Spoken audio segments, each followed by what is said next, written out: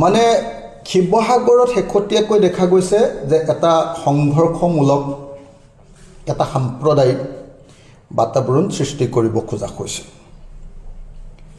আৰু সেই গোটেই বাতাবৰণটো শিৱসাগৰৰ মানুহে বুজি উঠিছে যে সেইটো হিমন্ত বিশ্ব শৰ্মা চৰকাৰখনৰ পৃষ্ঠপোষকতাতে গঢ়ি উঠিছে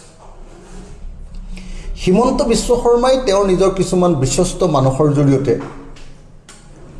আহোম ৰাজত্বৰ আটাইতকৈ দীঘলীয়া সময়ৰ ৰাজধানী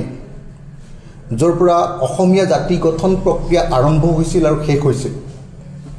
যে আহোমে সকলোকে লগত লৈ অসমীয়া জাতিটো গঢ়ি তুলিছিলে সেই ঐতিহাসিক শিৱসাগৰত বিখবাস্প বিয়াই দিবৰ কাৰণে হিন্দু মুছলমানৰ সংঘাত আৰু বিভিন্ন জাতি জনগোষ্ঠীৰ মাজত সংঘাত সৃষ্টি কৰিবৰ কাৰণে যোৱা কিছুদিন ধৰি যথেষ্ট পৰিমাণে চেষ্টা কৰি আছে শিৱসাগৰখনক বাছি লোৱাৰ কাৰণ বোধহয় যেহেতু অখিল গগৈয়ে উচ্ছেদৰ বিৰোধিতা কৰি আছে যেহেতু শিৱসাগৰে গোটেই উজনি অসমৰ জাতীয়তাবাদী মানুহবিলাকক প্ৰভাৱিত কৰি আছে শিৱসাগৰে কোনোদিন কেতিয়াও বিজেপিৰ সাম্প্ৰদায়িক নীতিৰ ওচৰত চাৰেণ্ডাৰ কৰি দিয়া নাই মানুহবিলাক বিবেচক মানুহবিলাক সংস্কৃতিবান মানুহবিলাকে চিন্তা কৰি কাম কৰে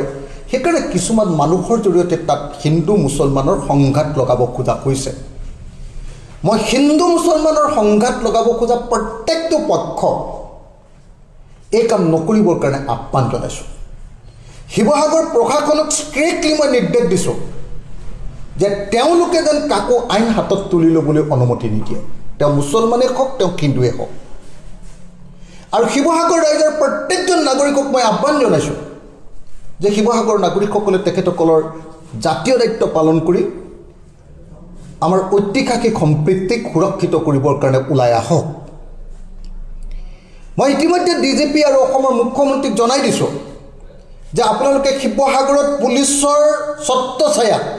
প্ৰশাসনৰ ছত্ৰছায়া যি সাম্প্ৰদায়িক ৰাজনীতি কৰিব খুজিছে যে ঘৃণাৰ বিখবাস্প বিয়পাব খুজিছে বিভিন্ন জাতি জনগোষ্ঠীৰ মাজত সংঘাত লগাই এক অস্থিৰ পৰিৱেশ সৃষ্টি কৰিব খুজিছে এইটো কেতিয়াও আমি কৰিবলৈ নিদিওঁ